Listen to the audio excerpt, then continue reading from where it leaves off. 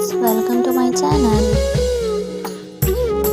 यह कहानी है एक छोटे से गांव की जिसका नाम था श्यामनगर। इस गांव में एक बहुत ही पुरानी और बड़ी हवेली थी जिसे लोग श्याम हवेली के नाम से जानते थे। हवेली की खूबसूरती के पीछे एक भयानक रहस्य था। लोग कहते थे कि वहां एक आत्मा का वास था। कहा जाता था कि जब भी किसी ने हवेली में रात बिताने की कोशिश की, उसने अपनी जिंदगी खो दी या पागल हो गए। गांव वालों का मानना था कि श्याम हवेली में एक पुरानी रानी की आत्मा भटकती है, जिसने उस जगह पर किसी अनजान कारण से अपनी जान दे दी थी। इस रहस्य ने सभी को डरा रखा था और कोई भी वहां जाने की हिम्मत नहीं करता था। एक दिन गांव में एक नवयुवक आया जिसका नाम रवि था।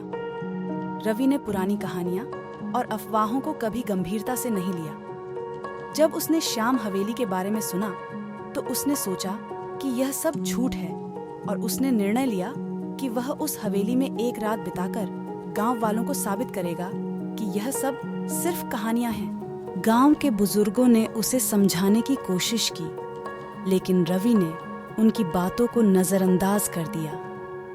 एक शाम रवि अपने कुछ जरूरी सामान लेकर हवेली के लिए निकल पड़ा। हवेली बहुत ही पुरानी और खंडहर जैसी दिख रही थी, जहां जाकर किसी की भी रूह कांप उठे।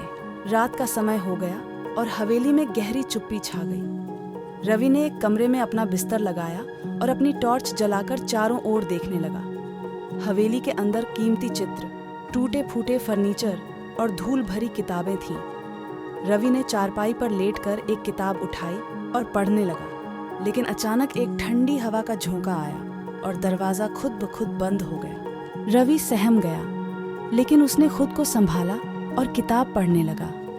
तभी उसे लगा कि कोई उसके पीछे खड़ा है, लेकिन जब उसने मुड़कर देखा तो वहां कोई नहीं था। उसकी दिल की धड़कन तेज हो गई। उसने सोचा शायद उसे भ्रम हो रहा है, लेकिन तभी एक तेज चीख की आवाज ने उसकी नींद को उड़ा दिया।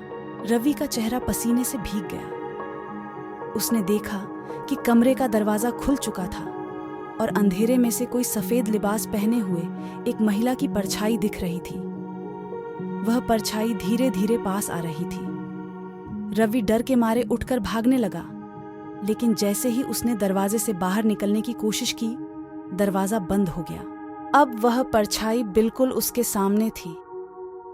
महिला की आंखें लाल हो चुकी थीं और चेहरा भयानक था।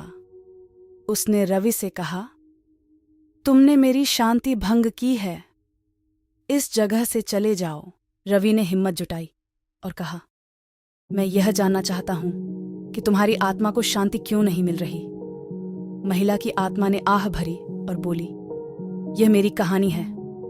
मैं रानी श्यामा हूं।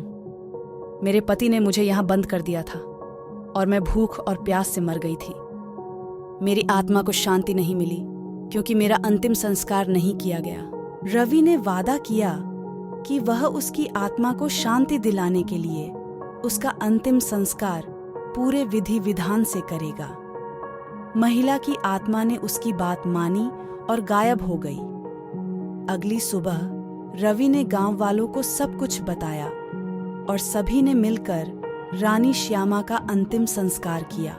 उस रात के बाद कोई भी भूतिया घटना नहीं घटी और हवेली अब एक शांतिपूर्ण जगह बन गई। रवि की बहादुरी से गांव वालों ने उसे सम्मानित किया और श्याम हवेली अब गांव का एक महत्वपूर्ण हिस्सा बन गई, जहां लोग बिना डर के जाया करते थे। इस प्रकार रवि ने अपनी हिम्मत और समझदारी से न केवल अपने डर को हराया, बल्कि एक निर्दोष आत्मा को भी शांति दिलाई।